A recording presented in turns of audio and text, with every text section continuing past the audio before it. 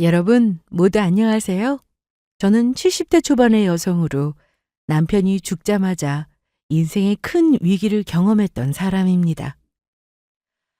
세상에 믿을 사람 없다고 하지만 그래도 저는 제가 낳은 자식만큼은 믿어도 된다고 생각했었습니다. 그런데 글쎄 저희 남편이 죽자마자 하나뿐인 저희 아들과 며느리가 제 재산을 노리고 저를 배신하려고 했던 겁니다. 그 사실을 알고 어찌나 충격을 받았는지 세상이 무너지는 기분이었죠. 나중엔 아들놈과 며느리가 제가 제 재산을 안 준다고 저에게 엄청난 협박까지 해왔으니까요. 아들놈과 며느리 전부 저에겐 원수나 다름없었습니다. 하지만 저는 제 재산을 아들놈과 며느리에게 절대로 빼앗길 생각이 없었고 제대로 혼쭐을 내주며 반격을 시작했습니다. 그래서 여러분들도 저와 같은 일을 당했을 때 잘 대비하길 바라며 이렇게 사연을 보내게 되었습니다. 저희 남편은 젊어서부터 굉장히 성실한 사람이었습니다. 무엇 하나 꾀부리는 법이 없었죠. 저희 남편은 시장에서 과일 가게를 운영하고 있었는데 남편의 정직하고 성실한 성격 때문인지 손님도 많았습니다. 그래서 남편은 남들보다 제법 돈을 빨리 벌 수 있었고 그 돈으로 아파트와 건물을 사며 나중에는 과일 가게를 안 해도 먹고 살 수 있을 만큼 충분한 부를 가지게 되었죠. 그 덕에 저도 젊은 시절 한 고생을 빼고는 늙어서는 편히 살 수 있었고요. 게다가 저희 하나밖에 없는 아들도 남편을 닮아서인지 아주 착하고 성실한 아이였습니다. 어려서부터 공부 잘해 나중에는 약대에 들어가 무사히 졸업하고 약사가 될 수 있었어요. 그리고 착한 며느리를 만나 예쁜 가정을 꾸리며 살게 되었고 귀한 손주들도 낳아주었습니다. 그 모습을 보는데 남편이나 저나 참 뿌듯하고 자식을 키운 보람을 느낄 수 있었죠. 더는 바랄 게 없는 마음이었다고나 할까요? 게다가 아들과 며느리 모두 저희 부부한테 잘하니 행복한 삶이라 여겼습니다. 어느 날인가 그때가 남편 생일이었는데 시키지도 않았는데 며느리가 남편 생일상을 직접 차려주고 싶다며 아들과 함께 찾아왔었으니까요. 그냥 나가서 사 먹어도 된다니까. 이러면 애미 너만 고생하는 거 아니니? 아니에요, 어머니. 생일상 차리는 게 뭐가 어렵다고요. 어머니도 아시다시피 저 요리하는 거 좋아하잖아요. 그리고 다른 사람도 아니고 아버님 생신인데 제가 이 정도는 해야 하지 않겠어요? 남편도 옆에서 도와준다고 약속했고요. 그래도 나는 내키지 않아서 그런다. 요즘 누가 며느리 고생시켜서 생일상을 받는다고 말이야. 남들이 알면 흉 봐요. 어머니, 정말로 제가 아버님 생신상 차려드리고 싶어서 좋아서 하는 거라니까요. 그러니까 절대로 부담 가지실 필요 없으세요. 안 그래, 여보? 엄마, 이 사람 말이 맞아. 우리가 매번 그러는 것도 아니고 평소에는 엄마 집 놀러와서 매일 편하게 엄마가 해준 음식 얻어먹기만 했잖아. 그러니까 한 번쯤은 엄마 며느리가 만든 음식으로 아빠 생일상 좀 차려주자. 집사람 말대로 나도 옆에서 거들 거고 우리도 자식 노릇 좀 하자고. 알겠다. 정 그렇다면 말리지는 않을게. 하지만 중간에라도 힘들면 이야기해줘야 한다. 네 아빠도 그렇고 밖에 나가서 먹어도 상관없다고 했으니까. 아무튼 둘 다 정말 고맙다. 아빠 생일이라고 이렇게 직접 생일상 차려줄 생각도 다 하고. 아마 오늘 애미가 한 생일상 받으면 네 아빠가 며느리가 한 생일상 받았다고 몇 달 동안 친구들한테 자랑하고 다닐 거다. 벌써 친구들한테 자랑하느라 문자 보내고 난리다. 뭐? 아빠가 친구분들한테 우리 집사람이 생일상 차려주기로 했다고 자랑하느라 문자를 보냈다고? 무뚝뚝한 우리 아빠가 웬일이래? 정말로 집사람 생일상 받아서 엄청 기분 좋은가 보다. 여보, 당신이 생일상 차려드린다고 하길 잘했다. 그렇지? 그러게. 내가 정성껏 잘 차려야겠네? 하지만 그 행복도 오래가지는 못했습니다. 물론 젊은 나이는 아니었지만 저희 남편이 72세의 나이에 지병으로 너무나도 빠르게 제 곁을 떠나게 되었으니까요. 다른 사람한테는 몰라도 저에게는 늘 한결같이 다정했던 사람이었기에 남편이 제 곁을 떠난 것 자체가 저에게는 큰 충격이 아닐 수 없었습니다. 남편이 죽은 걸 직접 눈으로 보고도 떠난 게 믿어지지 않았으니까요. 당장이라도 웃으며 제 앞에 나타날 것 같았죠. 그래서 남편 장례식을 어떻게 치렀는지도 잘 기억이 안 납니다. 그냥 하염없이 울기만 했던 것 같아요. 남편이 없으니 남편 장례식이 끝나고 집에 돌아왔는데도 집안이 텅 빈 것 같고 썰렁하더라고요. 하지만 그 힘든 시기 제가 잘 버티고 넘어갈 수 있었던 건 바로 저희 아들과 며느리 덕분이었습니다. 두 사람이 저를 곁에서 잘 챙기며 위로해 주었으니까요. 힘들었을 텐데도 아들은 제가 걱정된다며 며칠을 저희 집에서 보내고 출퇴근을 하였습니다. 게다가 며느리도 손주들이 학원에 학교에 가지 않는 주말이면 같이 데리고 와서 저와 함께 시간을 보내주었고요. 엄마, 이렇게 방에만 누워있지 말고 집사람이 엄마 좋아한다고 칼국수 끓였으니까 밖에 나와서 좀 먹어봐. 그래도 어머니가 좋아하시는 홍합이랑 바지락 듬뿍 넣고 끓였으니까 나와서 같이 드셔보세요. 아니다. 나는 입맛 없으니까 너희들이나 많이 먹거라. 내가 지금 입이 써서 뭔가 넘어가지 않아. 엄마 정말 이럴 거야?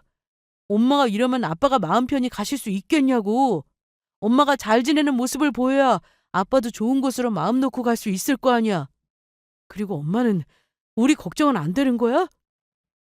엄마까지 이러다가 잘못되면 우리 보고 어떻게 하라고. 엄마가 우리 봐서라도 정신을 차려야 할 거 아니냐고.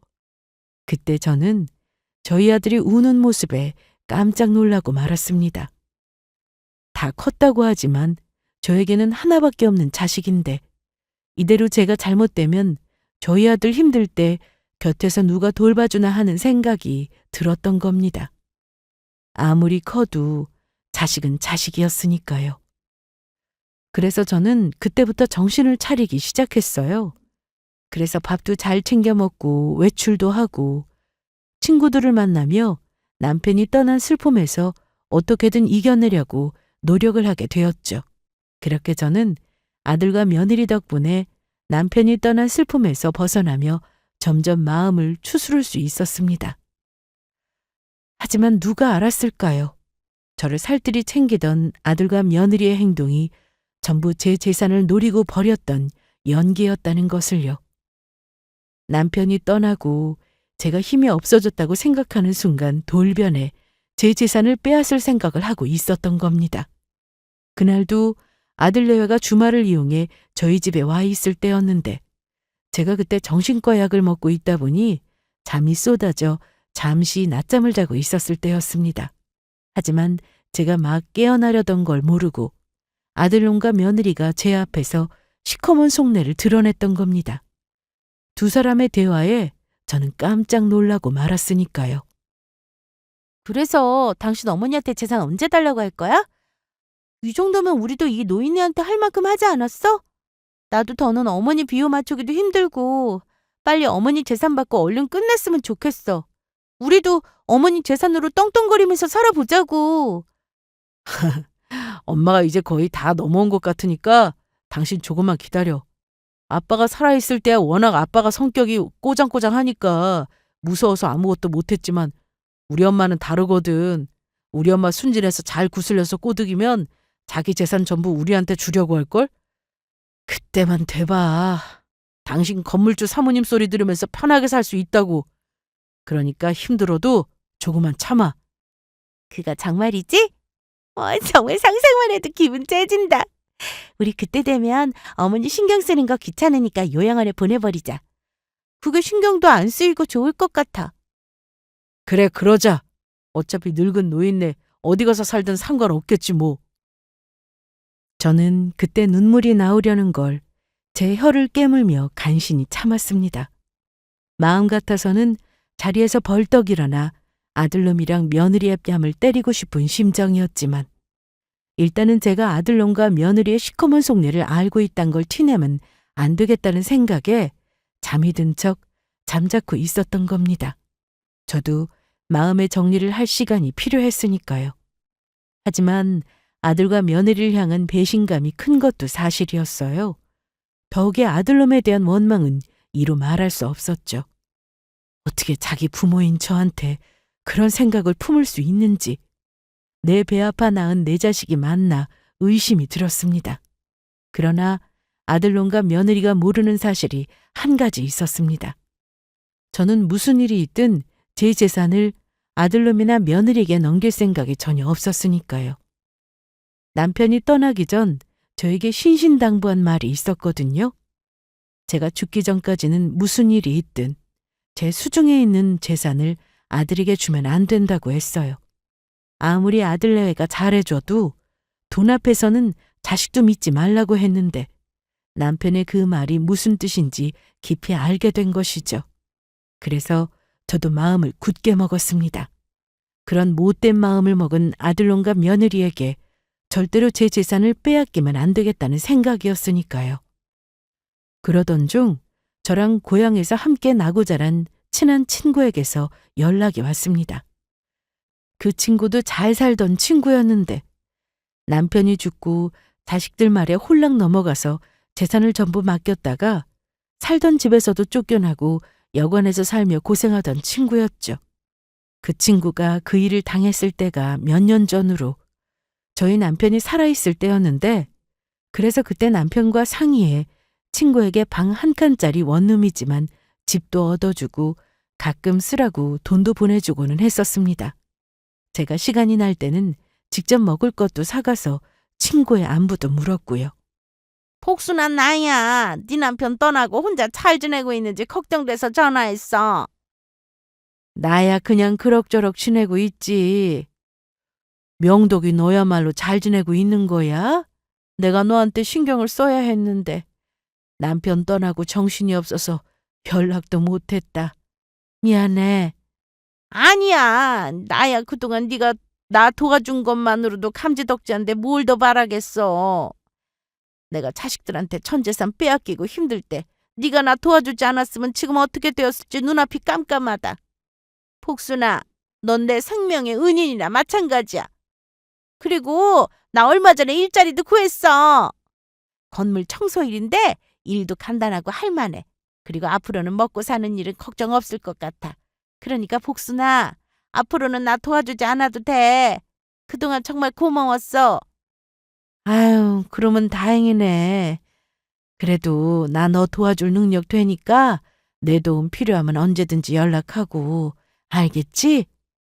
저기 그거보다 내가 너한테 이렇게 전화한 거 네 일이 걱정돼서야. 내일이라니? 어떤 거? 물론 네 아들이랑 며느리가 너한테 정말 잘하는 거 알고 있고 네 아들처럼 세상 착한 효자가 없는 것도 알고 있는데 사람 일은 혹시 모르는 거라서 말이야.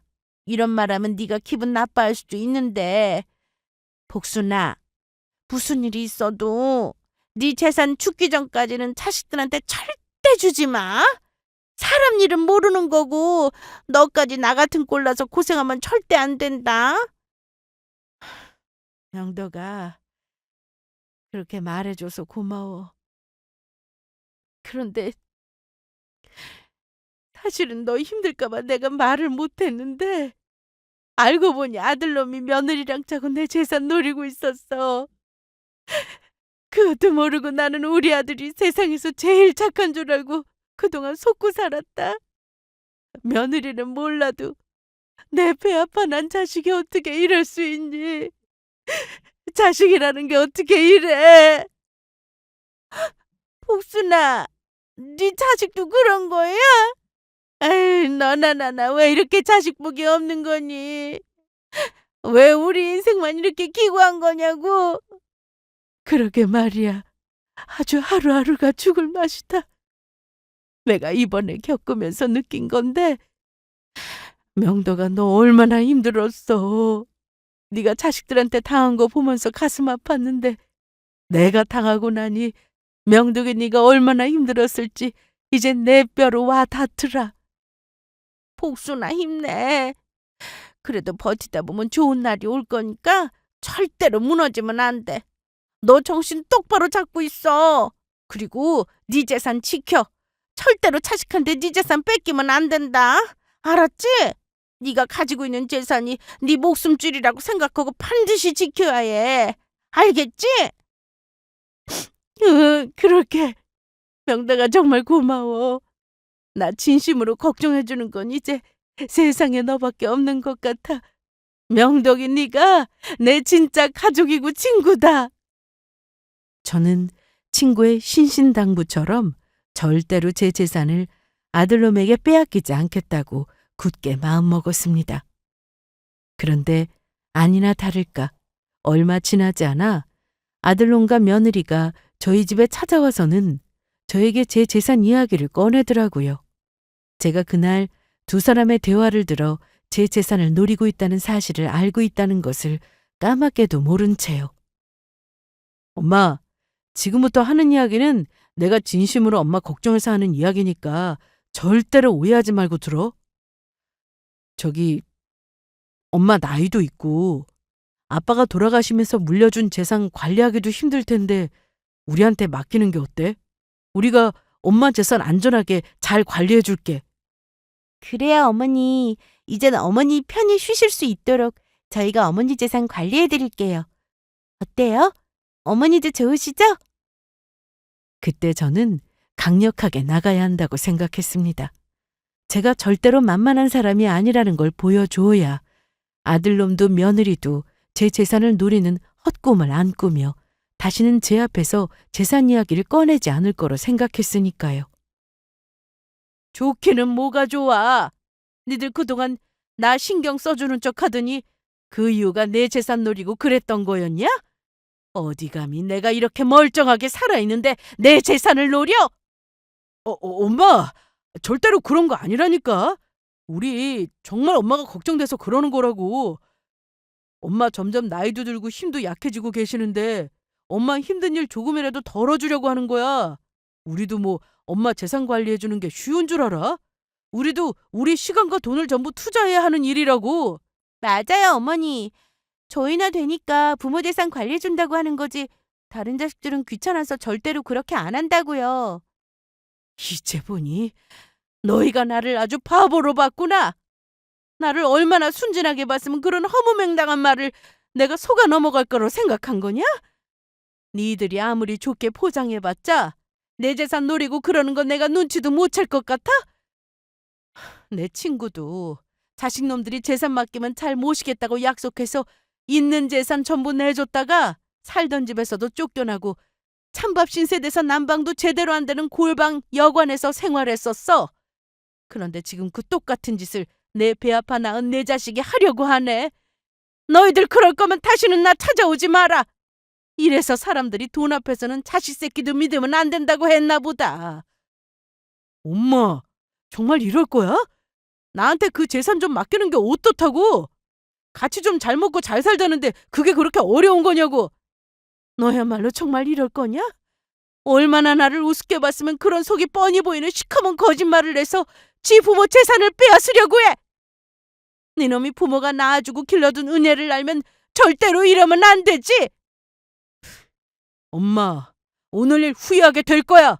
어디 두고 보라고. 그날 아들이며 며느리며 자기들 속내를 저한테 뻔히 들켰는데도 자기 잘못을 반성하기는커녕 배은망덕하게 오히려 저에게 협박 아닌 협박까지 하고 저희 집을 떠났습니다.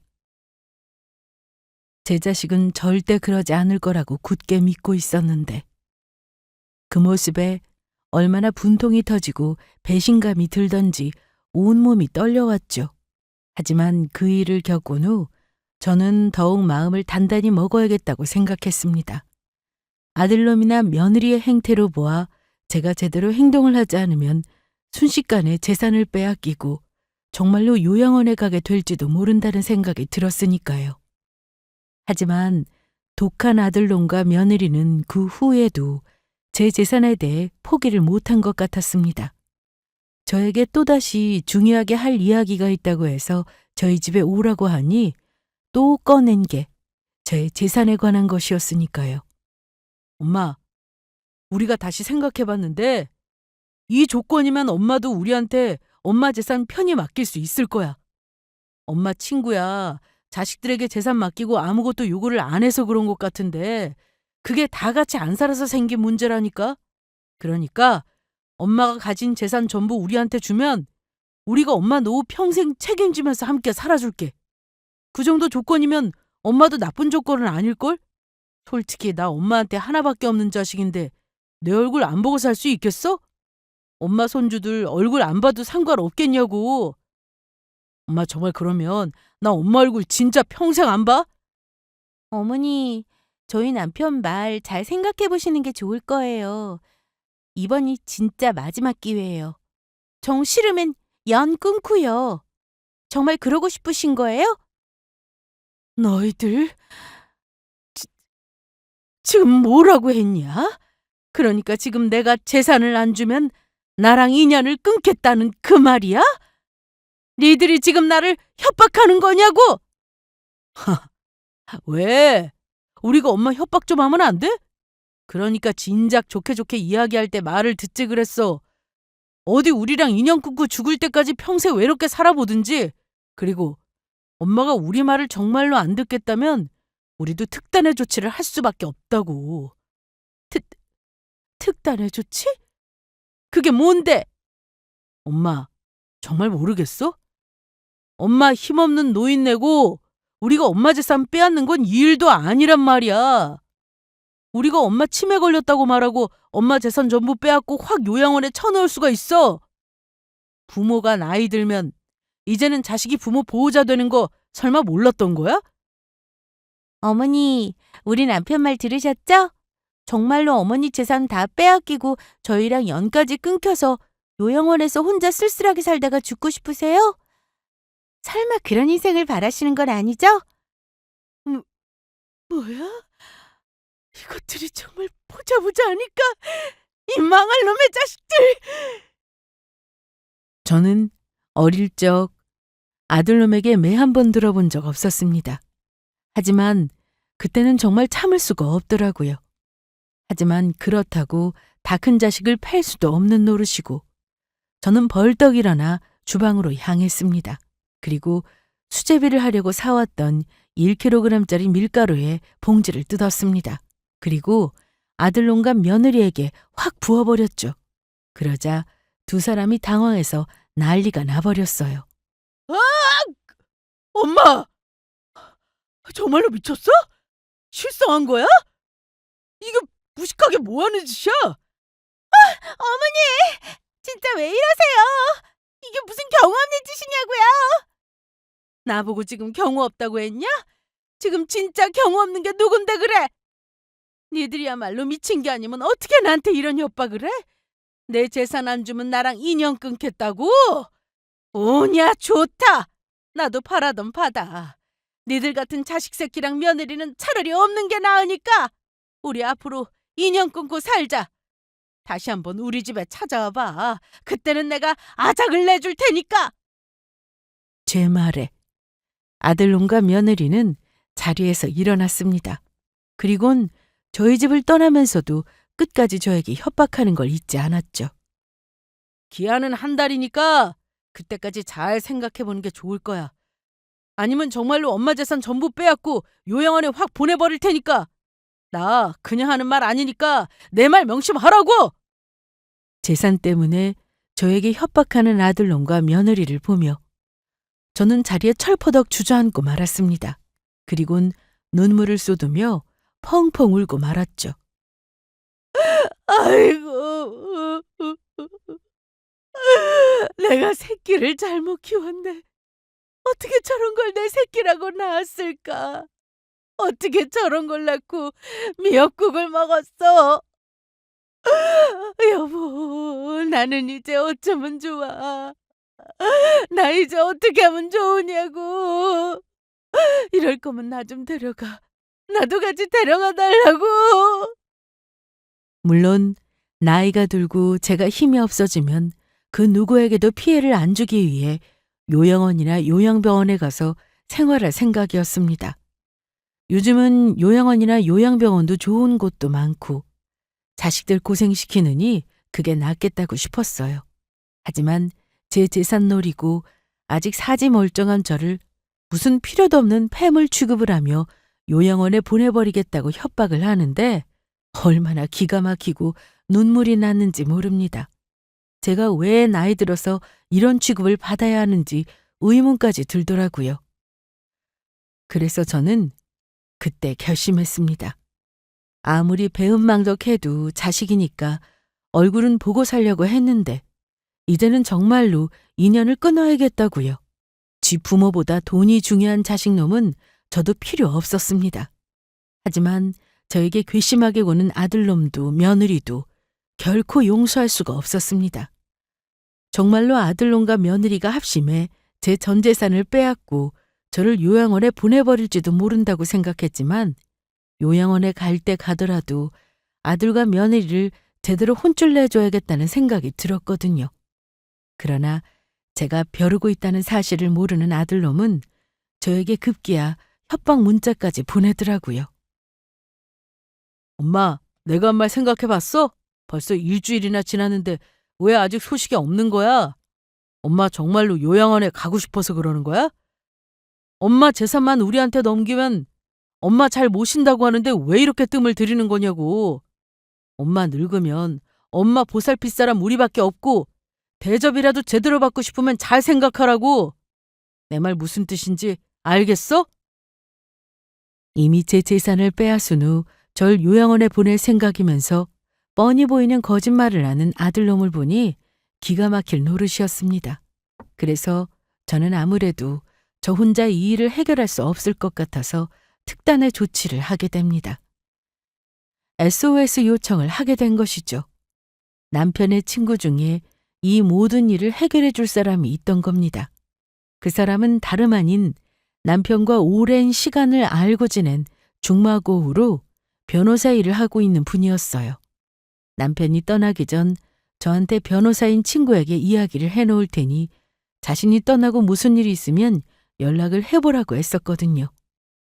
그래서 저는 변호사인 남편 친구에게 전화를 하게 되었고 전화벨이 몇 번 울리지도 않았는데 남편 친구는 제 전화를 바로 받았습니다. 그런데 저는 남편 친구의 목소리를 듣자마자 저도 모르게 울음을 터뜨리고 말았죠. 아이고, 재수씨, 그동안 잘 지내셨습니까? 용석이 죽고 한번 연락을 드린다는 게 제가 그동안 바빠서 먼저 연락을 못 드렸군요. 죄송합니다. 아니에요. 바쁘신데 당연히 그러셔야죠. 그런데 재수씨 목소리가 왜 그러십니까? 혹시 무슨 일이라도 생긴 건가요? 그러니까 그게 제 변호사님, 저 어쩌면 좋아요. 원래 자식들은 다 이런 겁니까? 원래 자식들은 지 부모 늙고 힘없어지면 이렇게 부모 재산이나 노리고 요양원에 보낼 생각이나 하는 거냐고요. 지금 뭐라고 하셨습니까? 요양원이라니 도대체 무슨 일인지 저에게 차분하게 설명을 좀 해보세요. 그러니까 아들놈이랑 며느리가 제 재산을 전부 빼앗고 저를 요양원에 보낼 계획을 세우고 있더라고요. 어쩐지 남편 떠나고 저한테 잘해준다고 했더니 전부 제 재산 노리고 그랬던 거예요. 저보고 자기들한테 제 재산 안 넘기면 제 재산 전부 빼앗고 절 요양원에 보내겠다고 했습니다. 아직 이렇게 멀쩡한 저를요. 그러니까 지금 재수 씨 말은 재성이 그놈이 재수 씨 재산을 자기한테 안 주면 요양원에 보내버리겠다고 그렇게 협박을 했다는 겁니까? 예, 그것도 이 망할 놈이 지 마누라랑 합심해서 저한테 윽박을 지르더라고요. 이런 괘씸한 놈 같으니라고. 재수 씨가 지놈을 어떻게 키웠는데요? 용석이 살아있을 때는 찍소리도 못하던 놈이 용석이 떠나자마자 그런 일이나 벌이고 이놈이 재수 씨 혼자라고 우습게 봤나 봅니다. 그래서 남편 말도 있고 해서 최 변호사님께 상의드리려고 이렇게 염치무릅쓰고 연락을 드렸습니다. 저는 앞으로 어떻게 하면 좋겠습니까?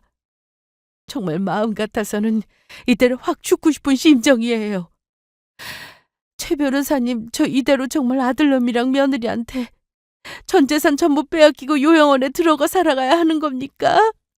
죽기는 왜 죽습니까? 그럴 때일수록 보란 듯이 더 잘 살아야죠. 재수 씨, 절대로 나쁜 생각하시면 안 됩니다. 하늘에 있는 용석이가 알면 얼마나 가슴이 아프겠습니까? 그리고 재수 씨, 아무 걱정하지 마세요. 재수 씨가 이렇게 건강하고 멀쩡하신데 아무리 자식이라고 해도 재수 씨 재산 멋대로 건드린다는 것도 말이 안 되고 재수 씨 동의 없이 요양원에 보낸다는 것도 터무니없는 이야기니까. 제가 전부 해결해 드릴 테니 마음 놓고 있으십시오. 정말인가요? 그러면 저 아들놈이랑 며느리한테 재산도 안 뺏겨도 되는 거고 요양원에 안 가도 되는 거죠? 그럼요. 당연하고 말고요. 그보다 재성이 그놈 정신 좀 차리게 제가 혼 좀 내줘야겠습니다. 아무리 돈에 눈이 멀어도 그렇지 어떻게 자기 엄마한테 그런 행동을 할 수 있습니까? 우리 이참에 그놈 정신 좀 번쩍 들게 만들자고요. 그러면 최 변호사님한테 저희 아들이랑 며느리 혼내줄 좋은 방법이라도 있는 건가요? 재수 씨, 지금 용서이가 남겨준 구로동에 있는 건물 아직 가지고 계시죠? 그럼요. 남편이 무슨 일 있어도 제 재산은 잘 지키고 있으라고 해서 잘 가지고 있었죠. 그러면 잘 됐습니다. 그걸로 재성이 그럼 혼쭐 내줄 수 있을 것 같습니다. 그게 뭔데요? 최 변호사님, 그게 어떤 방법인지 저도 좀 알려주세요. 남편 친구가 생각해낸 방법은 이랬습니다. 사실 저희 아들이 제가 가진 구로동 건물에서 아주 싼 임대료를 내고 오랫동안 약국을 하고 있었거든요. 어차피 저희 아들 가게 임대 계약 만료일도 다가오겠다. 제 이름으로 된 건물이니 그곳에서 아들놈을 쫓아내자는 것이었죠. 제 밥줄이 걸려있는 일이니 아주 제대로 정신을 차릴 거란 이야기였습니다. 가만히 들어보니 저희 아들을 혼내줄 방법으로 그만한 것도 없겠더라고요. 그리고 또 한 가지, 아들놈을 혼내줄 비장의 무기를 준비했지만요. 그래서 저는 남편 친구의 도움으로 아들놈과 며느리를 제대로 혼내줄 만반의 준비를 마치게 되었습니다. 그리고 남편 친구는 제가 보는 앞에서 핸드폰 스피커폰으로 아들놈과 며느리에게 연락을 하게 됩니다. 바로 아들놈과 며느리를 혼내주기 위해 남편 친구 사무실로 유인하기 위해서 말이죠. 재성아 나다. 민철이 아저씨. 그동안 잘 지냈냐? 아저씨! 안녕하세요. 저야 잘 지내고 있죠. 근데 어쩐 일로? 다른 게 아니고 사실은 네 아버지가 돌아가시기 전에 나한테 중요한 부탁을 한 게 있어서 그걸 너한테 전해줘야 할 것 같아서 연락을 했다. 뭐라고요? 아빠가 돌아가시면서 저한테 남긴 게 있었다고요? 혹시 그게 뭔데요? 뭐 유산이라도 남기신 거예요? 아저씨, 그러면 제가 지금 당장 갈게요. 뭐? 지금 당장? 나야 네가 언제 오든 상관없지만 너 약국은 어떻게 하려고 오려고 하는 거야? 지금 약국이 문제겠어요. 아빠가 저한테 남긴 유산이 있다는데 제가 지금 당장 집사람이랑 연락해서 같이 갈 테니까 조금만 기다려주세요. 그리고 정말로 얼마 지나지 않아 저희 아들놈과 며느리가 나타났습니다. 남편이 유산을 남긴 줄을 착각하고 아주 신이 나 달려왔던 거죠. 아들놈은 남편 친구를 보자마자 저희 남편이 남긴 게 뭔지 재빨리 물어보더라고요. 그리곤 제가 남편 친구 사무실에 같이 있다는 사실에 몹시 기분을 나빠했습니다. 아저씨, 아빠가 저한테 뭘 남겼다는 거예요? 저 기대해도 되는 거죠? 근데 엄마가 여긴 무슨 일이야? 혹시 아빠가 나한테 남긴 유산 있다는 소리에 그거 노리고 찾아온 거야? 아저씨, 저희 엄마는 뭐하러 부르셨어요? 자식보다도 돈이 더 좋다는 양반인데. 엄마, 아빠가 나한테 남긴 내 재산 노리기만 해봐. 내가 그때는 정말 가만히 안 있을 테니까. 어머니 참 뻔뻔하시네요. 무슨 낯짝으로 여기까지 오신 거예요? 저희가 그렇게 어머니 재산 달라고 할 때는 싫다고 해놓고 아버님이 저희한테 남긴 유산 있다니까 그건 또 탐이 나셨던 거예요? 그런데 이걸 어쩌나? 어머님한테는 콩고물 하나 나눠드릴 생각이 없는데? 제 말 무슨 뜻인 줄 아시겠어요? 어머니는 곧 요양원에 가실 준비나 하시라고요. 어머니 요양원 보내면서 가진 재산 전부 뺏어버릴 테니까. 진짜 웃기고들 자빠졌네. 나도 니들이 주는 건 어떤 거든 사양이다. 그리고 니들한테 내 재산 뺏을 권리가 있는 줄 알아? 있지 왜 없어요? 어머니한테 저희가 보호자나 마찬가지인데. 나이 든 부모는 자식이 요양원 가라면 가는 겁니다. 안 그래요, 여보? 맞아. 엄마는 요양원 갈 준비나 하고 있어. 그나저나 민철이 아저씨, 저희 아빠가 아저씨한테 남긴 게 도대체 뭐예요? 저 정말 궁금해서 미치겠다고요. 그러니까 어서 저희한테 주세요. 정 그렇게 궁금하면 내가 당장 너희들한테 주마. 네 아빠가 남기고 간 게 뭐냐면 바로 이거다! 이 침승만도 못한 것들! 남편 친구는 말이 끝나기가 무섭게 사무실에 있던 효자손으로 아들놈과 며느리를 먼지나도록 패기 시작했습니다. 그러자 아들놈과 며느리는 남편 친구에게 맞으며 당황해서 어쩔 줄 몰라 하더라고요. 아저씨 아파요. 도대체 이게 무슨 짓이에요? 저한테는 아빠가 남기신 유산 준다고 불러놓고 갑자기 왜 때리냐고요? 아저씨도 저희 엄마처럼 실성하신 거예요? 어이, 노인네가 미쳤나? 변호사면 변호사지. 사람 이렇게 막 때려도 되는지 아세요? 내가 당신 고소할 거야. 고소하려면 에라 이것들아. 그러면 나도 니들 네 엄마 괴롭힌 거 노인학대로 고소해서 확 콩밥 먹게 해줄 테니까. 니들이 잠시 잊었나 본데 나 니들보다 법 잘 아는 변호사야. 니네 아빠가 남긴 유산이 뭐냐고? 네 아빠 말이 혹시 자기 떠나고 재성인 이놈이 혹시나 재수씨 속썩이거나 힘들게 하면 자기 대신 혼내주라고 하더구나. 말 안 들으면 때려도 된다고 했다. 그래서 내가 내 친구 용석이 대신해서 내 놈 정신 차리게 혼내주는 거야. 어느 놈이 제 부모 재산 노리고 재산 안 주면 재산 빼앗고 요양원에 보내겠다고 협박을 해? 니들이 그러고도 사람이냐? 부모가 키워줬으면 그걸로 감사하고 감지덕지 해야지. 어디서 되먹지 못하게 협박을 하고 있냐고? 내 놈 약국 있는 건물 네 엄마 건물인 거 알고 있지?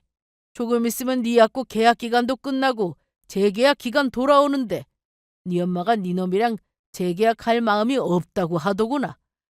네 놈도 네 마누라도 얼굴이랑 목소리만 들어도 이젠 소름이 돋는단다. 그러니까 계약 끝나면 당장 꺼지는 게 좋을 거야.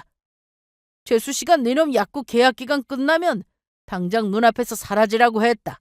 안 그랬다간 확 쫓아낼 거래. 네? 그건 안 돼요. 제가 지금 무슨 돈이 있어서 다른 곳에 가서 새로 가게를 구하고 약국을 열어요. 저희 지금 거지라 돈도 없다고요. 그럼 우리 애들이랑 저희 뭐 먹고 살라고요? 그거야 네 놈 사정이고 너 그동안 네 아빠랑 엄마가 준 돈 뭐하고 돈이 없다는 거야? 사실은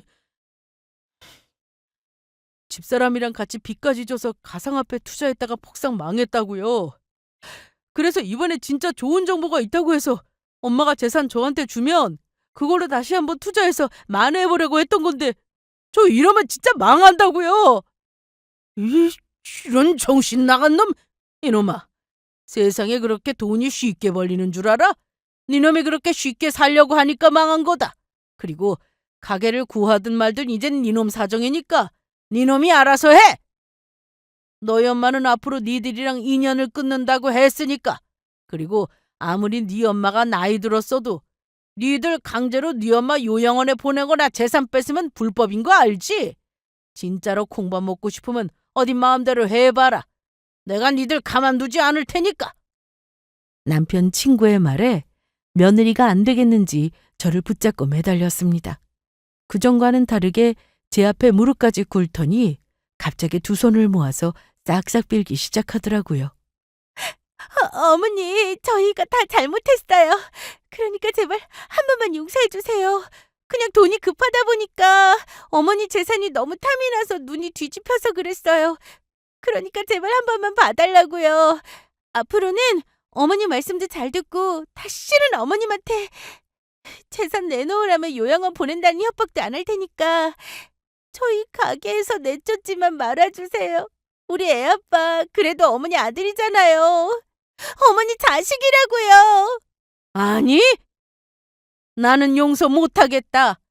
한번 뒤통수 친 것들이 두 번은 못 칠까. 그리고 저런 아들놈은 영원히 없는 게 나아. 나는 자식 없는 셈 치고 살련다.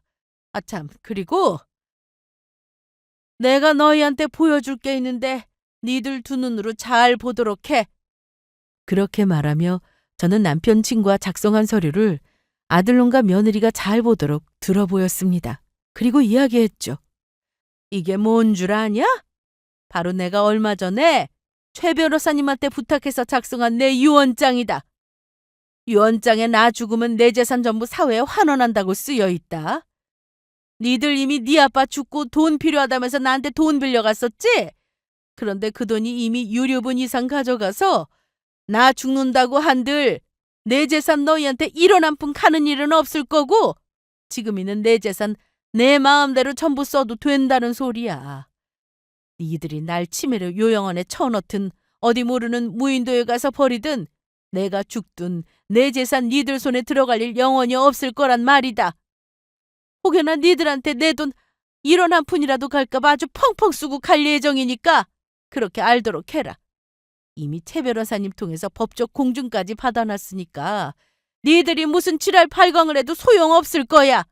니들이 나한테만 계속 잘했어도 나 죽으면 전부 니들 거 될 재산이었을 텐데 니들 무덤 니들이 판 거야. 아니야, 이건 끝이야. 내가 엄마 재산을 1원 한 푼 못 받게 되다니 이럴 수는 없어. 아, 안 돼. 이건 꿈일 거야. 꿈! 아! 저희 아들은 제 말에 믿어지지 않는지 충격을 받고 그 자리에서 혼절하고 말았습니다. 그 모습에 놀란 며느리가 재빨리 아들놈을 붙잡고 말았죠. 여보, 지금 기절한 거야? 여보, 정신 좀 차려봐. 어머니 마음 돌리려면 뭐라도 이야기해야 할 거 아니야. 제발 정신 좀 차려보라고, 이 자식아. 아들놈이 쓰러지자 며느리는 급한 마음에 저희 아들놈을 들쳐업고 병원으로 가는 것 같았습니다. 그리고 다시는 아들놈과 며느리가 저를 찾아오는 일은 없었어요. 몇 번 제 마음을 돌려보겠다고 저에게 계속 전화를 한 적이 있었는데 그래서 제가 최 변호사님과 상의 후 아들놈과 며느리를 스토킹으로 신고를 해버렸거든요.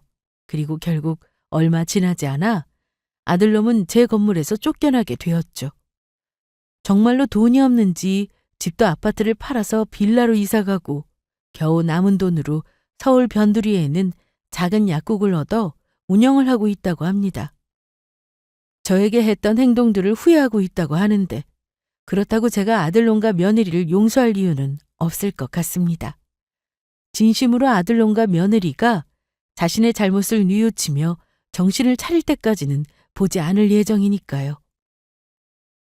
그리고 훗날 용서를 한다고 해도 재산은 스스로 성실히 벌어 늘리는 게 맞다고 생각해 도와주지 않을 생각입니다.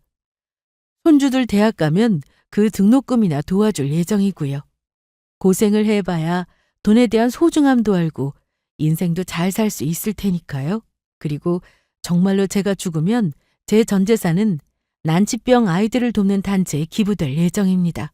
그리고 유언장도 그렇게 작성한 거고요. 돈은 정말 의미 있는 곳에 쓰이는 게 맞는 것 같습니다. 그리고 제 친구 명덕이에게도 아주 좋은 일이 있었습니다. 사실 명덕이가 회사 생활을 하고 있다고 하지만 더 늙으면 노후도 걱정이 되고 해서 나중에 더 나이 들면 제가 돌봐줄 생각을 하고 있었거든요. 그런데 미국에 살던 명덕이 여동생이 한국으로 돌아오며 명덕의 사정을 알게 되었고 같이 살게 되었습니다. 명덕이가 여동생이 걱정할까봐 자기 사정을 그동안 말하지 않은 것 같은데 명덕의 여동생이 미국에서 미용실을 운영하며 제법 돈을 많이 벌었거든요. 그래서 명덕이 사정을 듣고 같이 살기로 했다고 합니다. 앞으로 제 친구 명덕이 일도 더는 걱정하지 않아도 될 것 같아요. 여러분들도 아무리 자식들이 잘해준다고 해도 재산을 주거나 맡기지 말고 꼭 가지고 계시길 바랍니다. 나이 들어 힘도 없어지는데 재산이라도 있어야 나 스스로를 지킬 수 있어요. 모두 행복하고 건강한 인생을 살길 바라며 이만 줄이도록 하겠습니다. 모두 제 사연을 들어주셔서 감사합니다.